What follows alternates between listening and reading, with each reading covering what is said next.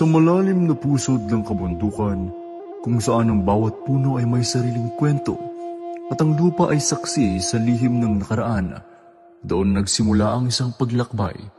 Isang paglalakbay na puno ng dugo, luha at pag-asa. Ito ang kwento ni Ka Maria. Taong 2006, si Maria, isang batang babae na may pangarap, ay nadala sa isang mundo ng karahasan at ideolohiya. Maria, nakikita mo bang kawalan ng hustisya? Ang mga mayayaman ay patuloy na aapi sa ating mga kababayan.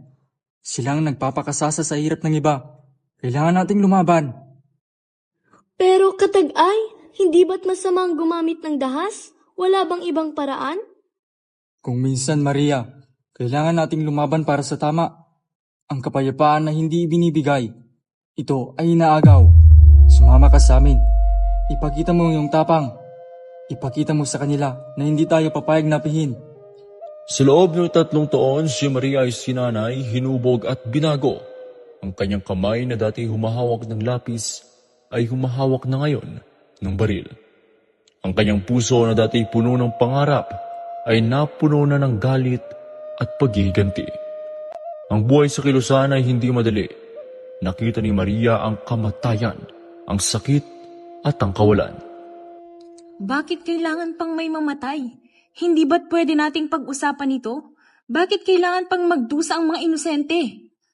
Maria, ang digmaan ay hindi usapan. Ito ay laban. Kailangan natin maging matapang, kailangan natin magsakripisyo para sa ating ideolohiya. Walang puwang ang emosyon sa laban na ito. Sa bawat patak ng dugo na bumabagsak sa lupa, lalong nadudurog ang puso ni Maria. Ngunit patuloy siyang lumaban. Umaasa na balang araw magkakaroon ng kapayapaan. Sa gitna ng kaguluhan, natagpuan ni Maria ang pag-ibig kay Awit, isang kapwa niya katutubo at kasama sa kilusan. Maria, alam kong mahirap pero andito ako para sa'yo. Hindi kita pababayaan. Hindi ako alis sa tabi mo. Awit, minsan iniisip ko kung tama pa bang ginagawa natin. Kung may saysay pa bang lahat ng ito. Kung may pag-asa pa ba para sa atin. Magtiwala ka. Balang araw magkakaroon din tayo ng kapayapaan. Isang kapayapaan na sulit ipaglaban. Isang kapayapaan kung saan malaya tayong magmahal at mangarap. Nagpakasal sila sa gitna ng digmaan sa ilalim ng mga bituin na saksi sa kanilang pagmamahalan. Isang pagmamahalan na sumibol sa gitna ng karahasan. September 2014, isinilang ni Maria ang kanilang unang anak. At sa unang pagkakataon, nakita niya ang tunay na kahulugan ng pag-asa. Anak, pangako, gagawin kong lahat para magkaroon ka ng magandang kinabukasan. Hindi kita pababayaan. Maria, magpahinga ka na. Ako nang bahala sa kanya. Kailangan mong magpalakas. Salamat ka, Ising. Ngunit ang buhay sa kilusan ay hindi nagbago. Kailangan niyang iwan ang kanyang anak sa kanyang ina upang ipagpatuloy ang pakikipaglaban. Isang desisyon na sumugat sa kanyang puso. November 2015, muling napasabak sa engkwentro ang kanilang grupo. Maraming namatay, maraming nasugatan.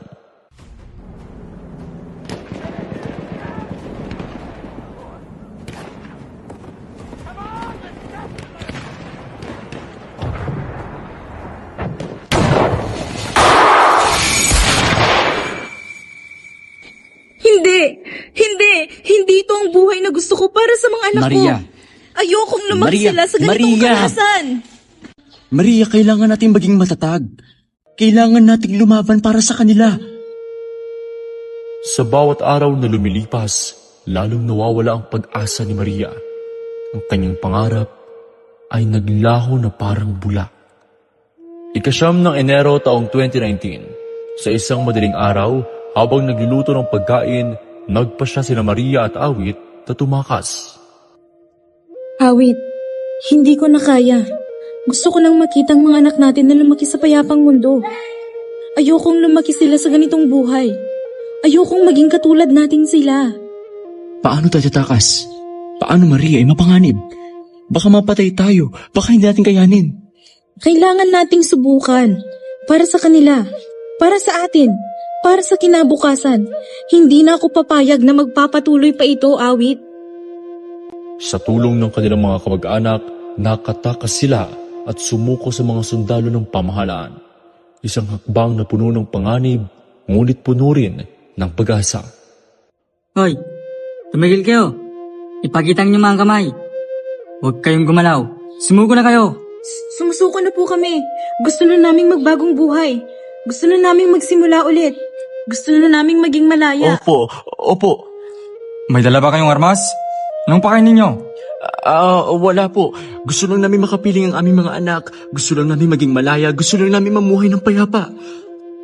Sa tulong ng National Task Force to End Local Communist Armed Conflict, sila ay binigyan ng tulong pangkabuhayan at pagkakataong magbagong buhay. Isang pagkakataon na kanilang tinanggap. Ngayon, si Maria at Awit ay namumuhay na ng payapa kasama ang kanilang mga anak.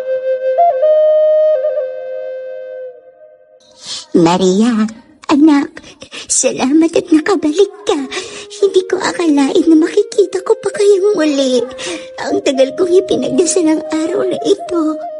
Inay, patawarin ninyo ako sa lahat ng sakit na naidulot ko. Pangako, babawi ako. Hindi na ako aalis sa piling ninyo.